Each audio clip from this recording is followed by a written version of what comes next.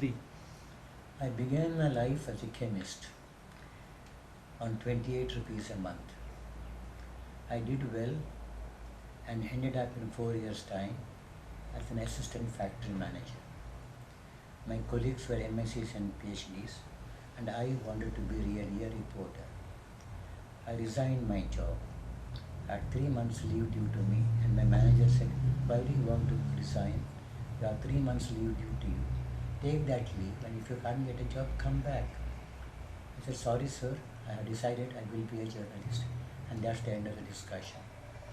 It took me a long time to become a reporter in the Free Press Journal, at that time considered the greatest nationalist paper in India, and to work for a man called Sadanand, who was a tremendous nationalist, who was arrested, whose papers were confiscated, whose wife went to jail, all because they were staunch nationalists.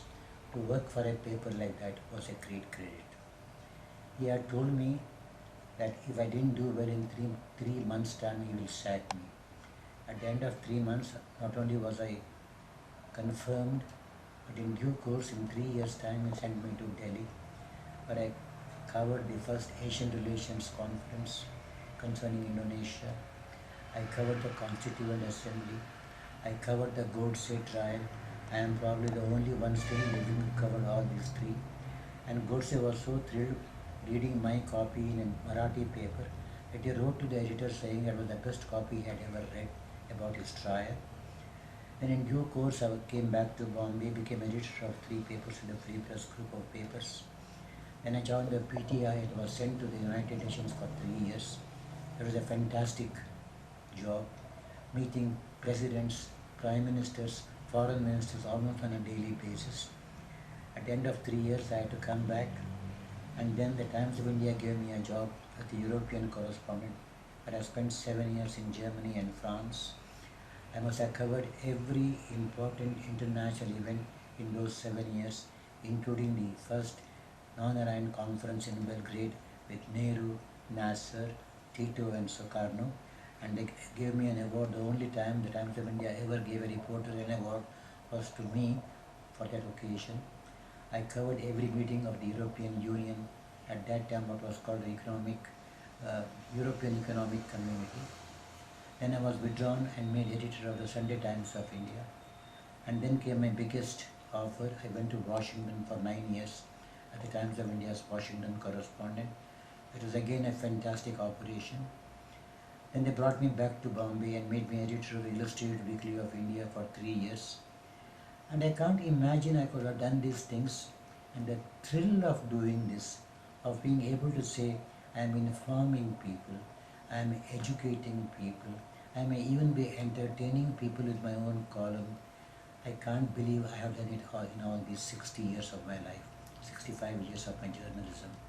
I have written about 48 books, which I would never have been able to write if I had been a chemist, because I wouldn't have known the first thing about what's happening in the world.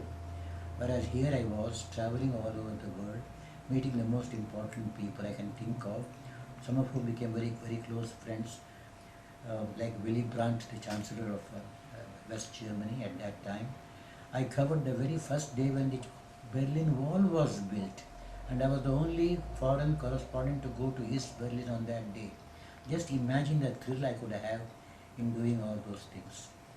Looking back now, when I was growing up, my desire was to be a barefoot doctor, working in the villages, serving people, doing personal sacrifice for my country's sake.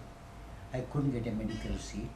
I became a journalist, and if you ask me now, what would I prefer at this part of my life? I am 86 now. If I were to be reborn again, what would I like to be? My answer is very simple. I want to be a journalist. I want to start as a reporter because that's the way you learn. In due course, I began as a reporter covering police courts, divorce courts, women's courts, children's courts, high court, God knows what else. And I learned so much about what human life is all about, what pain and pleasure are, what great events are. I met Mahatma Ji, Jawaharlal Nehru, Vallabhbhai Patel, Rajendra Prasad. I have heard Sarojini Naidu, Subhash Chandra Bose name it. I have done it. And looking back now, I feel I have had a very fulfilling life. People might ask me, were you in any way economically benefited? I have never looked at journalism as an economic issue. I have looked at it as a source of inspiring my fellow countrymen, as a source of, as a power to inform and educate. And I think I have done it, at least to my mind, reasonably well.